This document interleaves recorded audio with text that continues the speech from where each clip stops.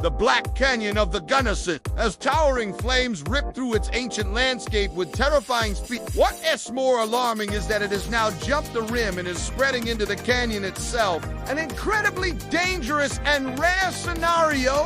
Colorado's western slope is under siege from multiple wildfires, and air quality deteriorates, posing serious health risks to residents across the region. Firefighters say a sudden wind event Sunday evening played a major role in the aggressive spread of the South Rim fire. High-speed winds whipped through the steep canyons, tossing embers and igniting new patches of dry brush. These winds turned what was already a dangerous fire into a fast-moving inferno, providing shelter and aid to those forced to leave their homes. Emergency personnel are conducting welfare checks and urging residents in at-risk areas to evacuate immediately, while weather forecasts offer some hope with cooler temperatures expected midweek.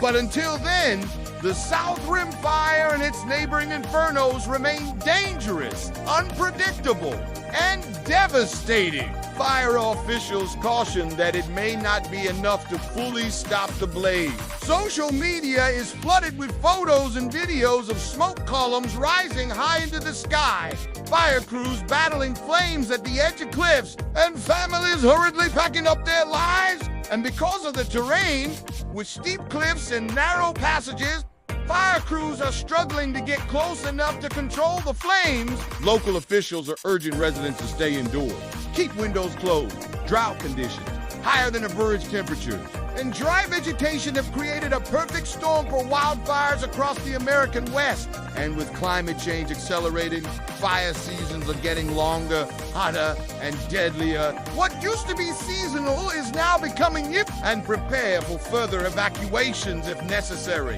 Dozens of firefighting units, helicopters, and air tankers have been deployed across the region. They're not only trying to contain the flames, they're also working to protect major infrastructure, homes, and tourist landmarks.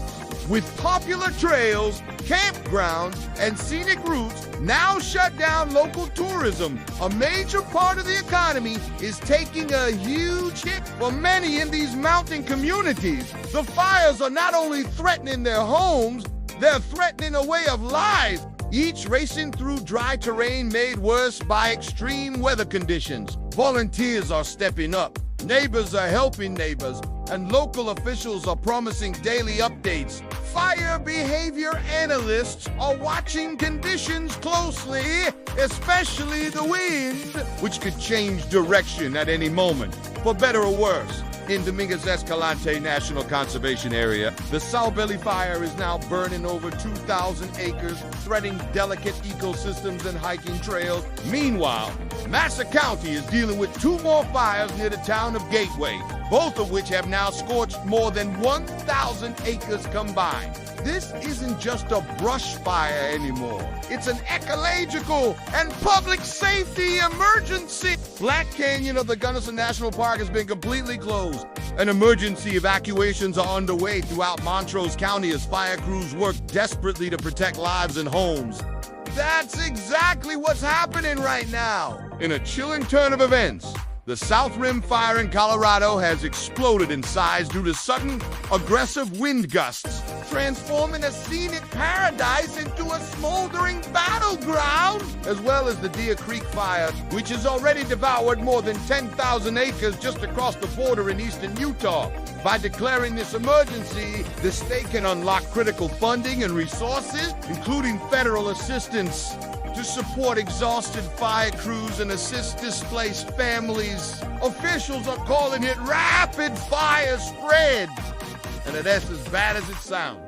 As of late Sunday night, the fire had consumed more than 3,600 acres, and not a single one of them is contained. But the South Rim fire is just one part of a larger crisis. All of this is happening while smoke blankets nearby towns, visibility drops, recognizing the seriousness of the situation. Colorado Governor Jared Polis issued a formal disaster declaration on Sunday. His declaration covers all 4 active Colorado wildfires.